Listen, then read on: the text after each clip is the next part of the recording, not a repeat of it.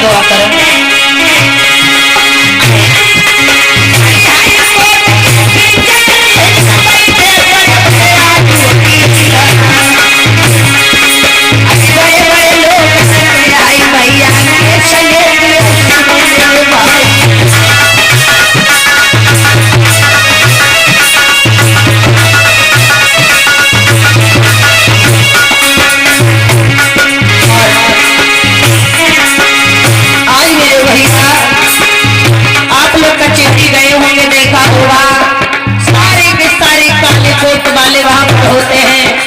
प्रशासन होता है, वहाँ गुनहगार होते हैं, मुजरिम होते हैं, सब होते हैं भैया।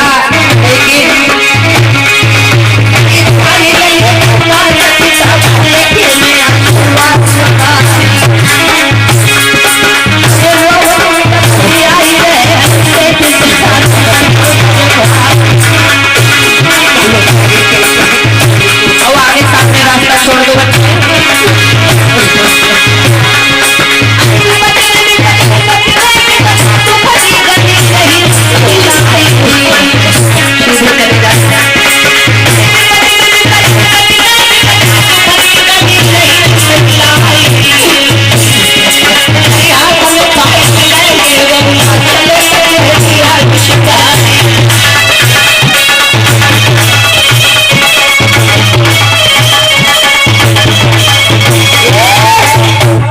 भैया आज माता पिता ने हाथ में केस की फाइल ले लिया और वो रोते बिलखते हुए वो चल देते हैं कचहरी की ओर, लेकिन इधर कचहरी में थोड़ा ध्यान देते हैं।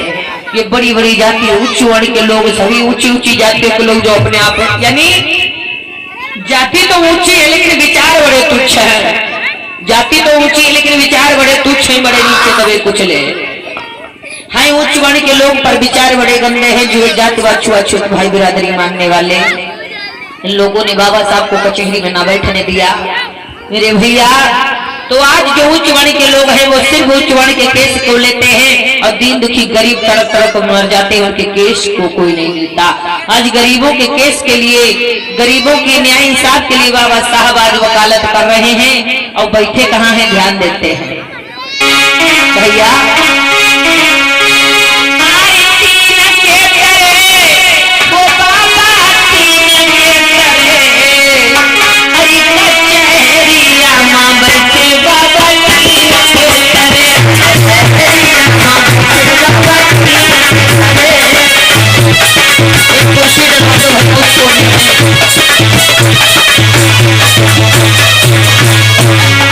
आज भी ग्राम साहब को उच्च वर्ण के वकीलों ने, प्रशासन के लोगों ने आज वहां पर उन्हें बैठने नहीं दिया है। कहां पर? कचहरी में। और कचहरी के बाहर पशुओं वाली, जानवरों वाली जगह पर बाबा साहब बैठे हैं। तो कैसे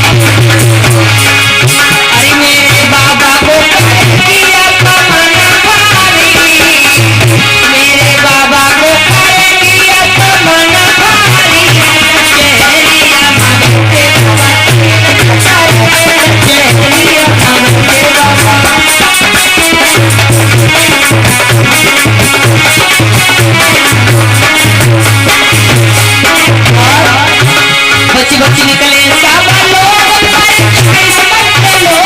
बच्ची निकले सब लोग,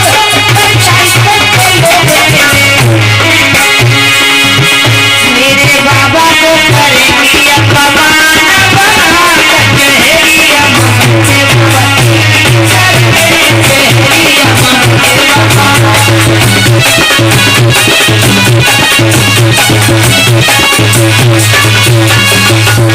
आज लोग बच बच के निकलते हैं बाबा साहब से, उनकी परछाई से कि कहीं हवा ना घूम जाए, कहीं परछाई ना पड़ जाए। आज बाबा साहब को सब शुद्ध नीच छूत महार कहते हैं, नीच कहते हैं, बड़ा ही उनका अपमान करते हैं।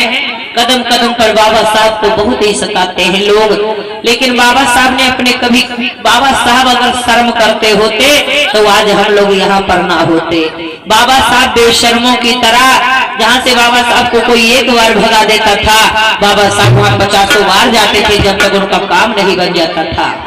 लाख लोग दुत्कारते थे, बाबा साहब बेशरम बनकर जिंदगी में जंग करते रहे और हमें आज यहाँ पहुंचा दिया। अगर ये आपका गांव दमुआपुर खबरिया बसी हुई है तो ये बाबा साहब की देन है, अन्यथा गांव बसाने का अधिकार नहीं था। ये तो बाबा साहब ने अधिकार लिया था कि 0 से लेकर के 10,000 तक की बस्तियां बसाने का अधिकार बाबा साहब। ये नगर है, बड़े बड़े कस्बे से जो है आज, अन्यथा यहाँ वहां जहां तहां गरीबों की झोपड़पट्टियां पड़ी हुआ करती थी। भैया आज इधर बाबा साहब कचहरी के बाहर बैठे हुए हैं, उनको बरा करके छज्जन मनिया आज अपने कचहरी के अंदर आते हैं उच्च वाणी के वकीलों के पास। कचहरी में आ गए हैं, चलो चलते हैं, किसी वकील से हाथ जोड़ेंगे, पैर पड़ेंगे और अपने बेटे की जान की भीख मांगेंगे। वकील साहब नमस्कार। नमस्कार नमस्कार। अरे तुम कौन हो और कैसे आना हुआ? अरे मेरा नाम छज्जन मनिया है साहब। हाँ हाँ, और मैं आपके पास इसलिए आया हूँ, बताइए।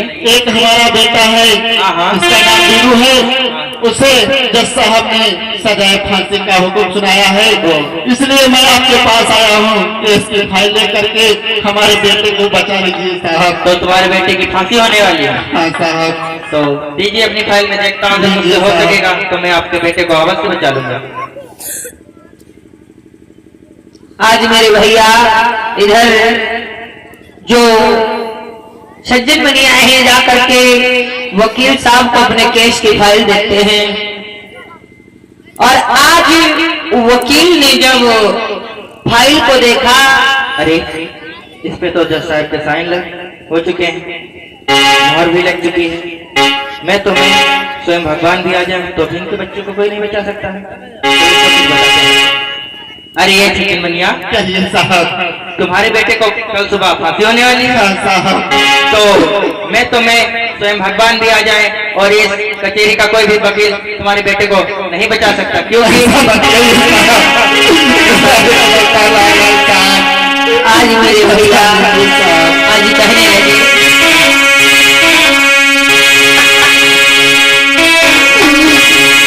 आज छज्जन मनिया से सिखानी हाथ जोड़ करके कहने लगे, साहब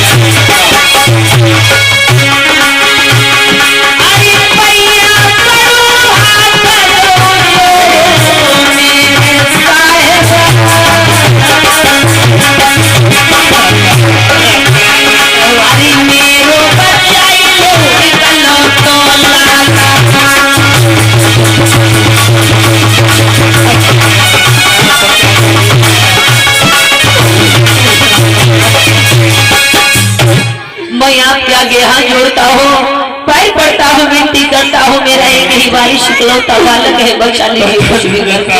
अरे छज्जन बनिया, अगर हमसे कुछ हो सकता तो मैं अवश्य तुम्हारे बेटे को बचाने की कोशिश करता। साहब मेरा इकलौता ही लाल है, अगर वो नहीं रहा तो मेरा बूढ़ी बूढ़े का क्या होगा साहब। अरे छज्जन बनिया, कुछ भी करके बचा लीजिए साहब, मैं आपके हाथ जोड़ता हूँ। देखो मेरी बात मेरी बात सुनो, सुनो। आपके बच्चे को मैं नहीं बचा सकता, ये मेरे वश की बात नहीं, मैं तो असमर्थ हूँ। लेकिन आपके दुख को देखकर मेरी जो आंखों आप इतना रो पीट रहे थे, तो इसलिए आपके रोने को देखकर मेरा दिल बहुत रो पड़ा है। तो इसलिए सज्जन बनिया, मैं आपसे कहना चाहता हूँ कि मैं तो नहीं बचा सकता, परंतु ये दूसरे वकील बैठे हुए, इनके पास जा करके देख लो, हो सकता है ये तुम्हारे बच्चे को बचा सके और आपकी मदद करें कुछ। ठीक है साहब। लीजिए सज्जन जी, आप लीजिए।